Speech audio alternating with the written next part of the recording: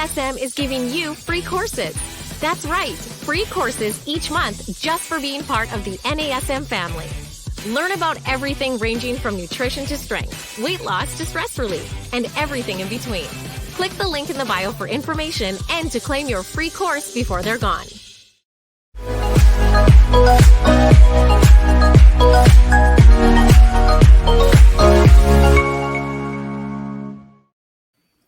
Hello, everybody. Welcome to another episode of Random Fit. I am Wendy Batts, and here with my co-host, Mr. Ken Miller.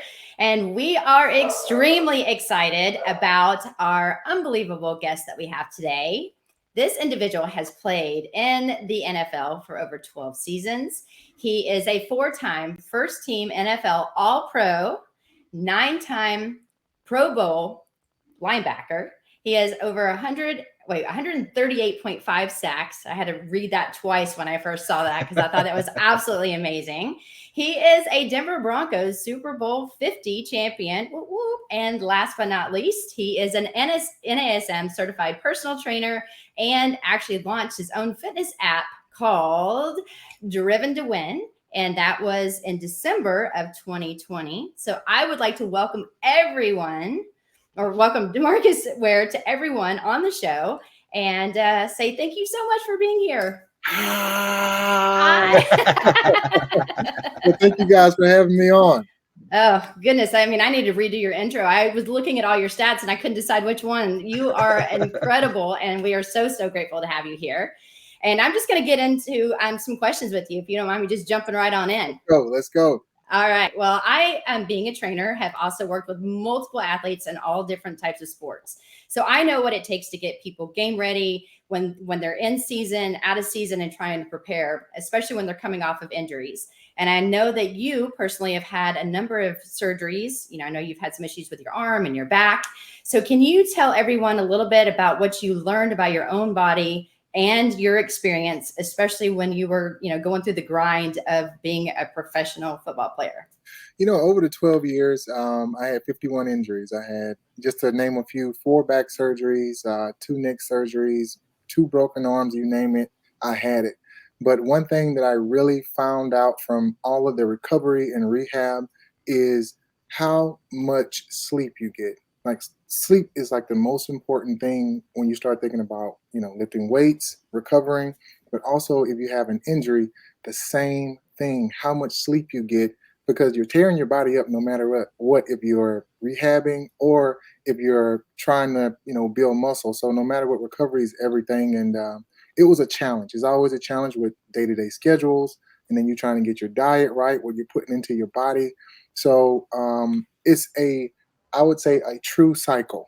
Diet, recovering, meaning how much sleep you get, and then what are you actually doing to recover? What type of recovery program you have?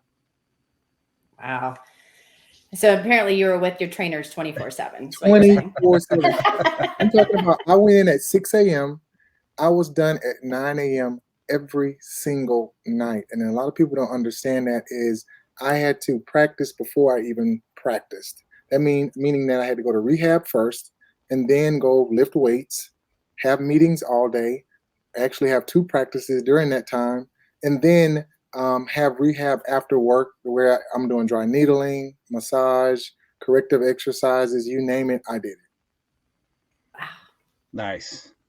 Well, is having spent all that time with the trainers from the teams that you were with, and again, you've had a long, illustrious career. I mean, for anybody to last even 5 years in the NFL is just amazing. And for you to be a 9-time Pro Bowler and a Super Bowl champion, I mean, that's just a testament to all the hard work that you've dedicated to your body over the years. So one of the things that, now that you're on the other side of the coin, you have your D2W app, you're on the fitness side of things, you've been certified, you've gotten certified, went through the certification process through the National Academy of Sports Medicine. I do have a follow-up question to all that, but how was that process for you now that you're on the other side of the equation when it comes to athletic performance? It was a total change because I had somebody teaching me on what my body should feel like, how I can break my body down, what I should eat.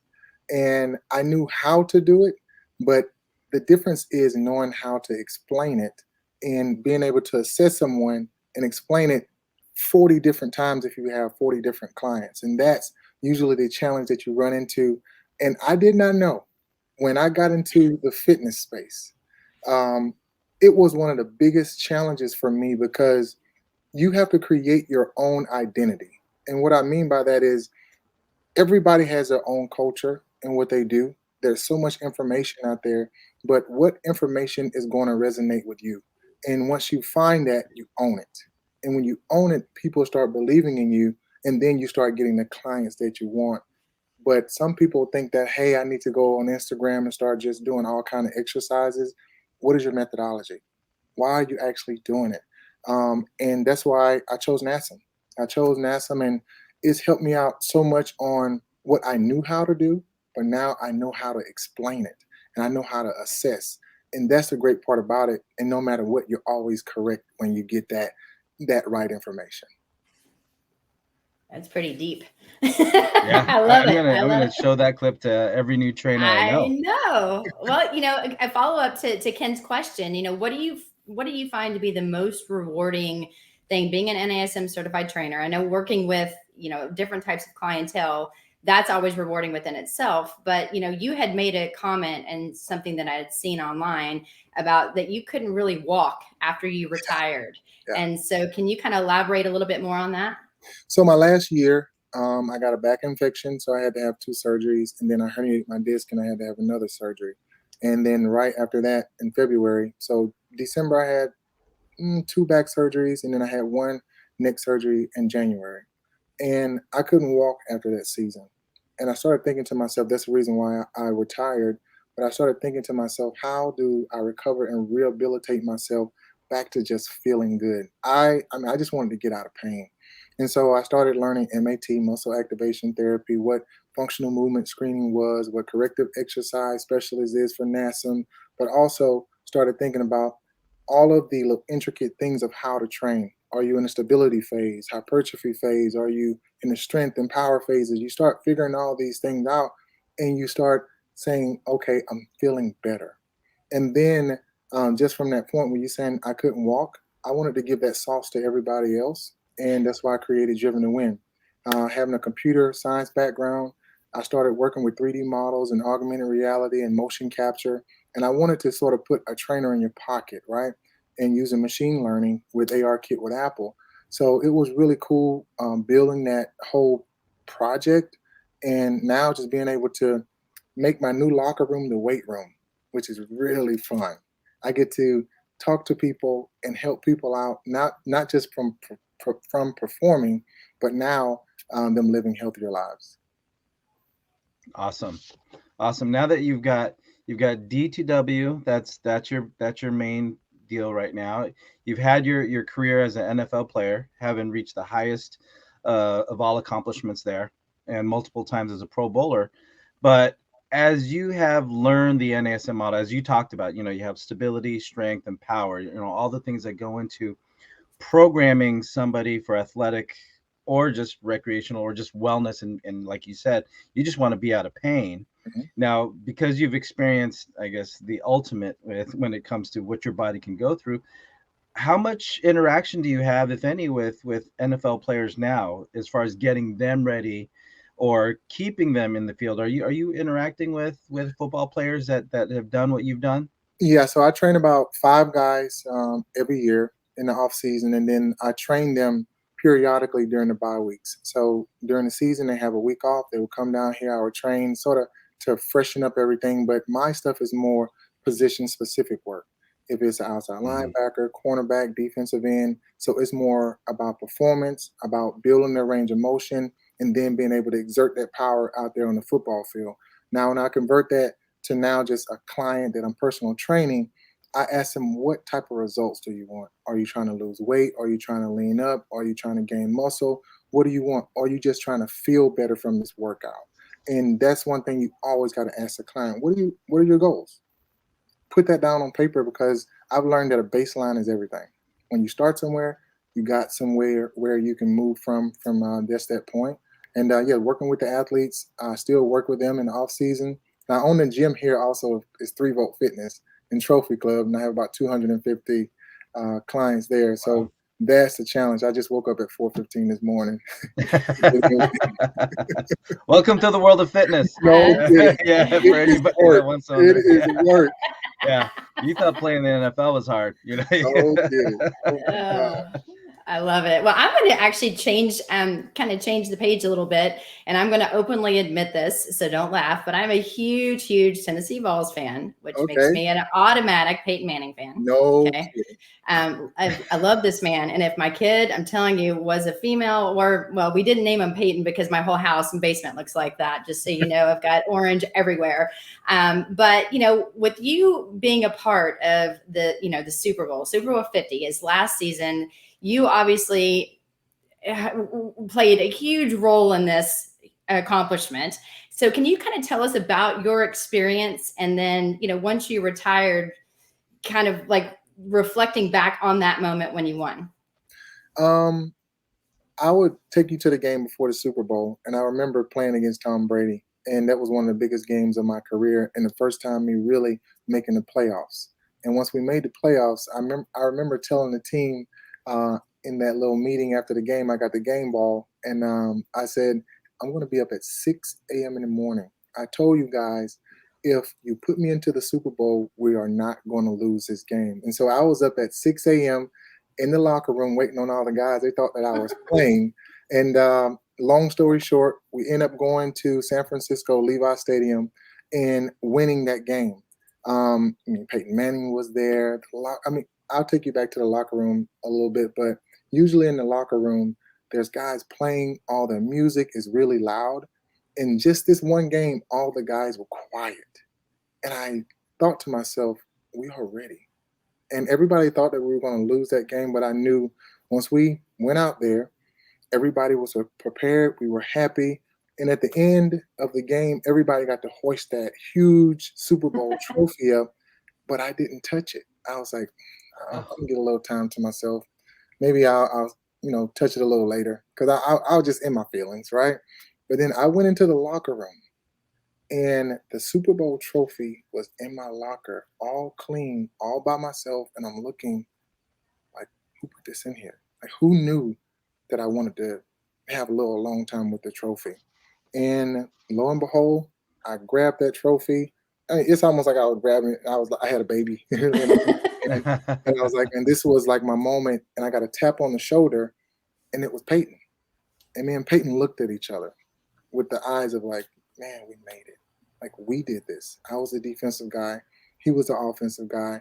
And it was weird, but we hugged the trophy together, like with tears in our eyes, saying, this is it, right? I knew that this was his last year. I maybe had one more year, and I tried it. I beat my body up, and then I retired after that.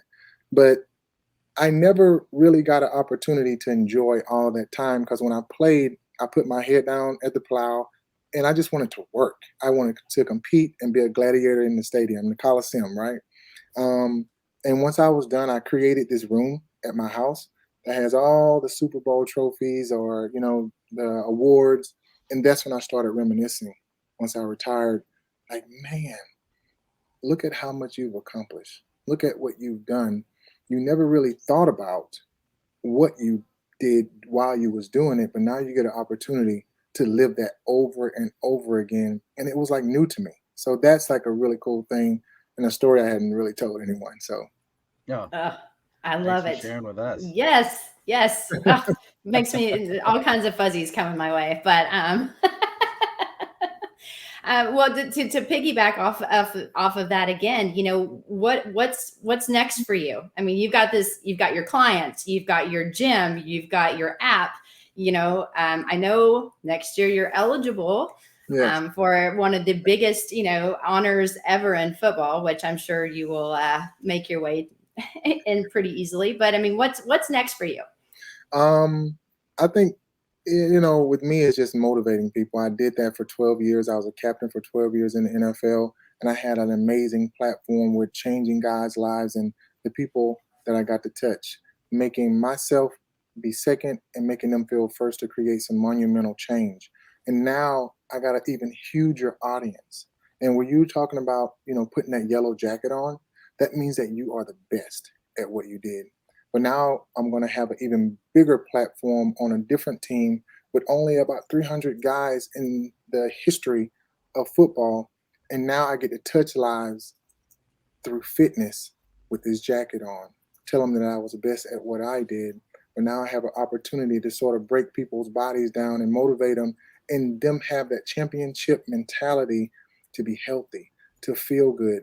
So I'm like right in my element. Like, I love exactly what I want to do. I'm a sponge when I'm in class, when I'm learning. And a lot of people have said, DeMarcus, why are you even doing it? I said, why not? Why not learn as much? Because the more you know, the more comfortable you are, the more comfortable your clients are with you, because you know what you're talking about. It's not about any accolades or, how much you did in football. It's about how can you change my life and how good are you with what you're doing. Nice. Awesome. You know what? I have one question to ask before we close up, but you kind of said some great nuggets right there, those last 45 seconds, but you've been a professional at the highest level. You're on the fitness side of things right now. Any words of advice or encouragement for trainers that have made the leap into fitness and helping people with their physical well-being? I would say the fitness space is very, very saturated, right? I would say build your character and stop looking at characters. Stop looking at things that you think you want to be, and ask yourself who and what you want to be. And when you own that, that's when you are going to become that person that people can believe in, because you're going to start believing in yourself. But make sure you get the right information. I mean, there's so much information out there. I mean, that's why I just came here. I keep telling you guys I went to NASM because I felt like that was the best. So I played the best in the NFL, so I want the best information so I can tear everything down. So for them, get the right information, build your character, own it, and you'll be successful. Awesome. Hey, DeMarcus, we can't thank you enough for spending time with us today on the Random Fit podcast. I know you're a very busy man and you got a lot going on. Thank you. App, gym, coaching, all of that good stuff. So thank you so much. We so very much appreciate you being here today on the Random Fit podcast through the National Academy of Sports Medicine. So for those of you guys listening, we just had a great interview with DeMarcus Ware, Pro Bowler, NFL Super Bowl winner, and couldn't have asked for a better way to start my day here on the West Coast. So thank you again, DeMarcus. So if you like what you just listened, thank you so much. Thank you, and you take care, and you keep living that OPT model. So, you know it. Just in closing, so again, if you like what you listen to here at Random Fit, like, follow, subscribe, and comment, and we would love to see you next time. So until next time, everybody. Again, we just had DeMarcus Ware. Take care and be well. Peace.